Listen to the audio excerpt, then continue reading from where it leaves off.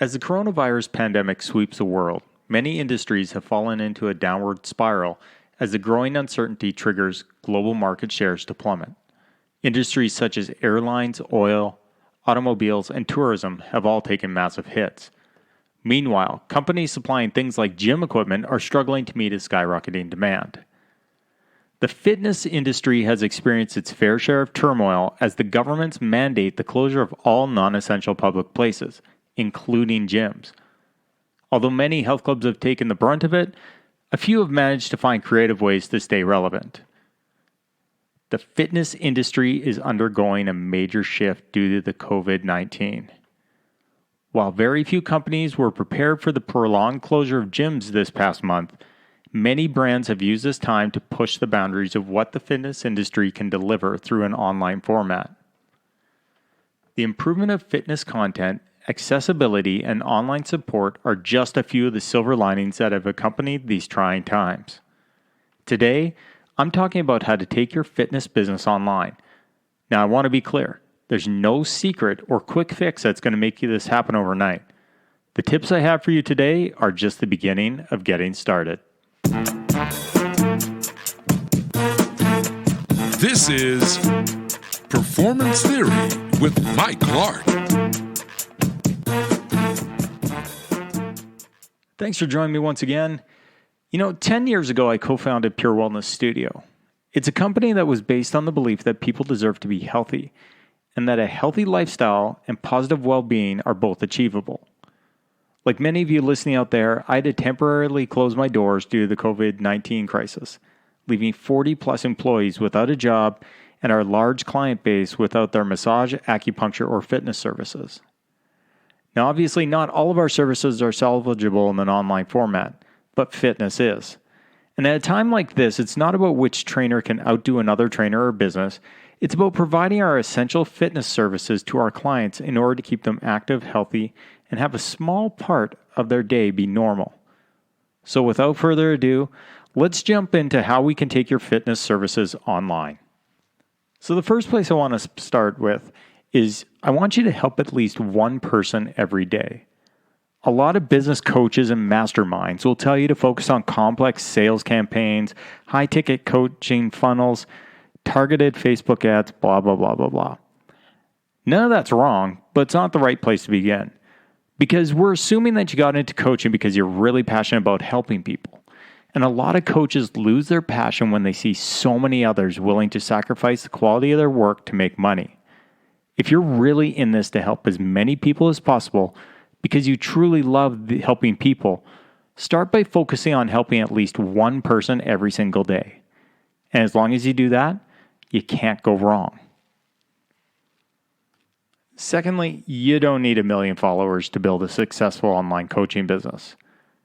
And I'm not just saying this for shits and giggles. It's true.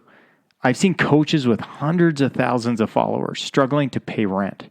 And we've also seen coaches with less than 1,000 followers that are making well into 6 figures. Not to mention, obsessing over your follower count is like your clients obsessing over their scale weight. It can be a valuable form of data, but it doesn't tell you the whole story. And the more you obsess over it, the less likely you are to see positive changes you're making elsewhere. Just like you tell your clients to stop focusing on their weight and getting stronger in the gym and drinking more water and eating more veggies and doing the things that make them feel better, you should focus on doing what you love the most. And in case you already forgot, let's refer back to that first point. It's to help at least one person every day. Now, I know a lot of you out there are struggling for ideas for content. Well, answer the questions you needed when you first got into fitness. Many of the coaches I've talked to say they want to make more content, but they don't know what to say. Well, that's nonsense. Of course you know what to say. Because I can guarantee you, you get asked the same questions each and every day by your clients and by your friends and your family. All you have to do is answer the questions they ask you, which coincidentally, you were probably the questions that you had when you first started getting interested in fitness. And remember, most things have been said before, but they've never been said in your voice. In other words, quit using "everybody's already posted about that" as a justification for you not talking about it. Because if you get asked the same questions every single day, you can either send your clients to somebody else's content or you can send them to yours. And if you're trying to build your own online personal training business, it might be a good idea to send them to yours. And quit trying to impress other coaches and start helping people that need it. Most coaches are scared to post content because they don't want the other coaches to judge them or think that they're stupid. And I've got some good news for you. Even if the other coaches do think that you're stupid, they're not going to be your paying clients anyway. So screw them. You aren't, or you shouldn't be posting to impress coaches. You should be posting to help the people who don't know the truth and legitimately need your help. So for content, you know what to do. Answer those same questions that you get asked a million times a year. Let's get a little bit more specific on this content. I want you to talk less about I and more about you. Now, what does that mean? It means that the people who find you on social media and become your online clients are not actually interested in you. They're interested in themselves. They don't care what your favorite ice cream is. So when you're making content, regardless of whether it's written, video, podcast, etc., make sure you say you a lot more than you say I. And stop waiting to post something until it's perfect. Perfection is the enemy. It's never going to be perfect. And the more you use as an excuse to not post, the fewer people you're actually going to help. You're not a perfectionist. You're just scared of being judged. So quit it and start helping more people. Next tip I've got for you as far as social media goes is to tell the truth. You know, when you don't know, say you don't know, but you'll find somebody that does. It's better to be honest and say that you don't know than it is to be insecure and make up an answer in an effort to appear smart. People are going to trust you more when you say you don't know. Not to mention, it's okay not to know everything. But be honest about your strengths and be honest about your weaknesses. Tell people what you've done well and tell people how you've screwed up. Not only will people trust you more when you're open and honest, you'll trust yourself more. You'll feel better for it. And you won't feel like you've had anything to hide because you're laying it all on the table. Tell the truth. Next thing is to become a great coach. Now, I know a lot of you out there are already thinking, you know what, I already am a great coach. Or you know that trainer that's very cocky and he thinks he's God's gift to coaching. But becoming a great coach starts with the understanding that you can always be better. You've never learned enough. There's always room to improve. You've been absolutely wrong in the past and you're going to be wrong in the future. Being a great coach isn't just about what you know. It's about willing to be open and learning what you know you don't know. And you know what? When you get those certifications, stop going on and on about those certifications. No one cares. Seriously. That doesn't mean certifications are bad or they don't matter.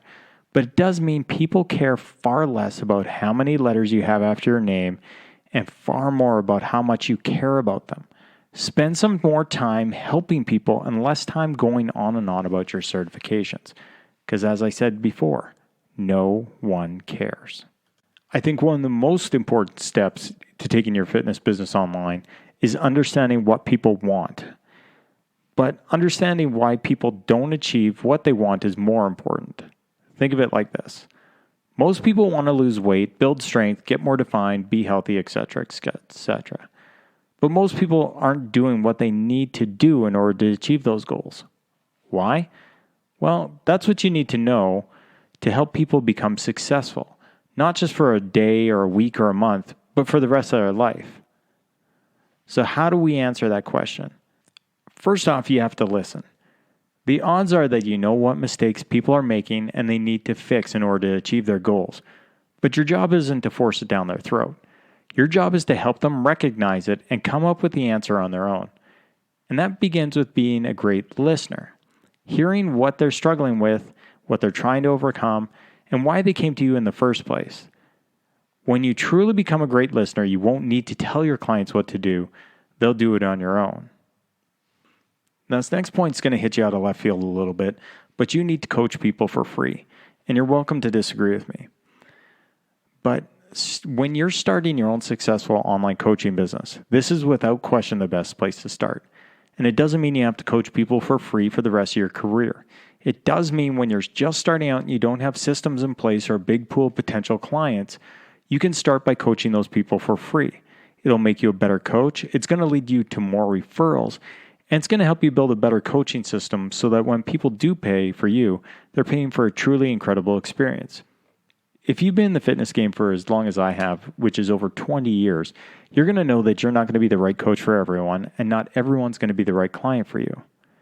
When I first started coaching and getting great results with some of my clients, I thought I'd figured it out.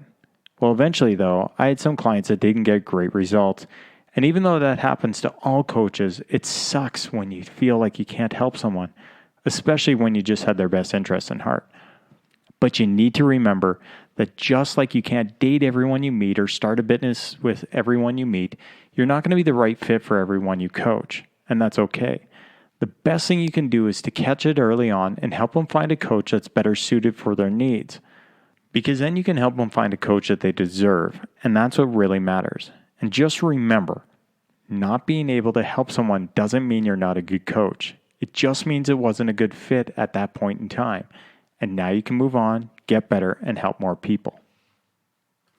When taking to your social media, you want to make sure that you're providing a lot of content for those potential clients or for your clients. And I want you to stop selling in every single damn post. I see this so much in the fitness industry. I only have 2 spots left in my online coaching program. Sign up fast because spots are running out. Join my exclusive coaching program. This is your last chance. Stop. You don't have only 2 spots left. Spots are not running out, and this is not their last chance. Spend less time trying to trick people into joining your online coaching program and more time into giving them helpful information every single day until they ask you about your coaching program. Now, remember that point from earlier, which is be honest? Well, I also want you to practice what you preach. Do you have to be shredded like a bodybuilder or as strong as a world record powerlifter to be a good coach? Of course not. But in the same way you wouldn't take business advice from somebody who doesn't run a successful business, why would your clients take fitness advice from somebody who doesn't work out and eat well? You don't need to look like a fitness model, but you do need to practice what you preach. With this COVID-19 crisis, what it's caused us to do is take our coaches from being in person to online for a lot of us. But if you're just starting out, the biggest thing that you need to do is to coach people in person. Coaching people in person is going to make you a better online coach, but coaching people online is not going to make you a better in-person coach. And again, I'm not going to pull this out of my ass. I'm saying this from personal experience because it's true. And for whatever it's worth, a great in-person coaching business is a tremendous foundation for a successful online coaching business. Because the people you work with in person will want to continue working with you online. And they'll be your first paying online coaching clients. And that's what I found in this thing, is that a lot of my clients have transitioned over to the online during this time. And you know what? It's going to be really good for when they go away on holidays, because now that we've created this format for them, they don't have an excuse. They go away for holidays. Maybe we can't fit in all 3 sessions, but we can fit in maybe 1 or 2 sessions that week while that they're gone. What's that going to do for you? That's going to help you to create more revenue. And if you see a lot of people that go away on business meetings that are business leaders or business owners like I do, you'll notice that they go away quite a bit more than your average client. And this is a way of keeping them accountable to you as well. We're going to go back to that being honest one more time. I want you to share your struggles online in your social media because they're going to help people. If you struggle with body image, tell your audience. If you struggle with binge eating, tell your audience. If you used to think eating after 6 p.m. made you fat, tell your audience. If you struggle with perfectionism or imposter syndrome or falling into the comparison trap or literally anything, tell your audience. The more open and honest you are about who you are and what you struggle with, the more the audience will trust you, relate to you, and believe in their own ability to succeed. And if you want an example of being honest, I'm going to give you one right now. So about 8-9 years ago, I stopped drinking 100%. And the reason is because I knew that I was falling into a trap that could easily lead to alcoholism. Not that I was drinking every day, but I got a phone call from my dad that said he had terminal cancer. And after I got off the phone call with him, the first thing I thought of was grabbing a bottle and drinking myself silly so that I didn't have to think about that. Now, for whatever reason, that clicked in my head and I went, holy shit. That's the same sign that an alcoholic would do. They use this to suppress all their feelings and emotions. And at that point, I just made the decision right there and then that was it for drinking. If my first thought was to go to the bottle to kill those emotions, that's not something I wanted to live with. All right, now here's one of my favorite ones of all time. Stop, I repeat, stop taking selfies of your dog, your pickup truck, and your half-naked ass cheeks. If you're scrolling through Instagram feed or any feed, read all of your content and ask yourself this very important question. If you came across your own Instagram page or Facebook page, would you follow you?